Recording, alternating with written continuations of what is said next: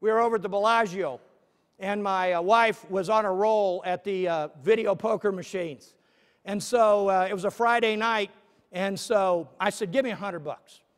And so we're playing with house money right now.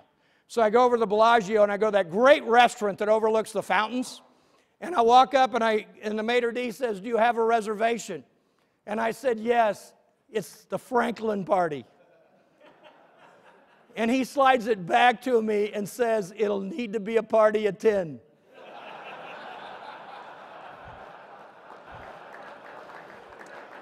A lot of managers get trapped in that issue of reams after reams of printouts and paper and numbers.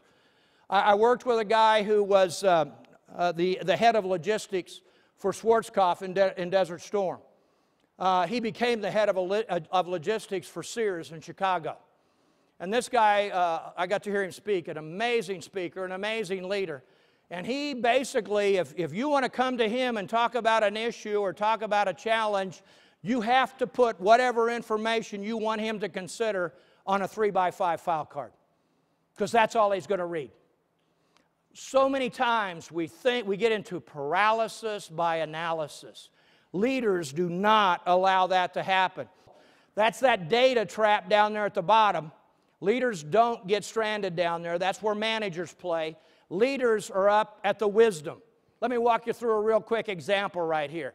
I love the medical profession for this one. By the way, when we go to our doctors today, it's interesting.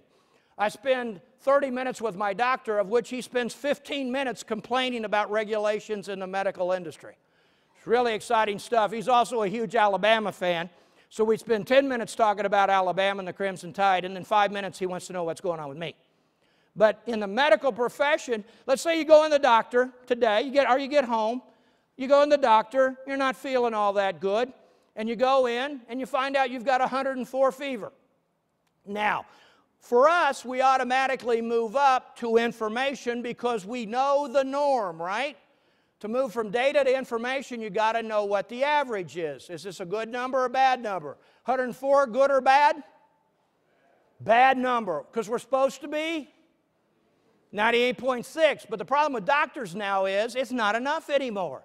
It's not just, we also knew, by the way, cholesterol wasn't supposed to be over 200. Now we got good cholesterol and we got bad cholesterol. My bad cholesterol is too high, my good cholesterol is too low. Then they throw triglycerides in the mix. I think they're worrying us to death more than helping us do anything else. So if you've got 104, you know 98.6 is normal. By the way, Hannibal Lecter fans, the brain starts to cook in its own juices about 107. So what are you looking for the doctor to do after you find out that you're sick and you're hot? What do you want the doc to do? Fix it. And that's what intelligence is. Give me options in terms of how I can fix this thing. Well, George, we can put you on IVs, we can give you a shot, we can give you a prescription. By the way, when I had pneumonia one time, the doc said, well, you're going to go off the road for 2 weeks, or I'm going to put you in the hospital for 5 days. At which point I showed him my calendar and said, Doc, I got to be in Toronto, I got to be in Boston. He looked at me and he said, so I assume you're going for the hospital option. Okay, so we're looking for the doctor to give us choice, and your team members are looking for you, the leader, to come up with some alternatives, and with their help come up with those alternatives. But the true leaders move all the way up to wisdom. And wisdom is where you can provide the advice in terms of, all right, you want to go this direction with your career, all right, you want to go this direction on your project, here's the upside, here's the downside of doing that. The choice at the end of the day, most of the time, has to be theirs. But we want them making informed decisions, not uninformed decisions, and we're not going to allow ourselves to get trapped down there in data. People say they're in information overload today. I don't think they are. I think they're in data overload.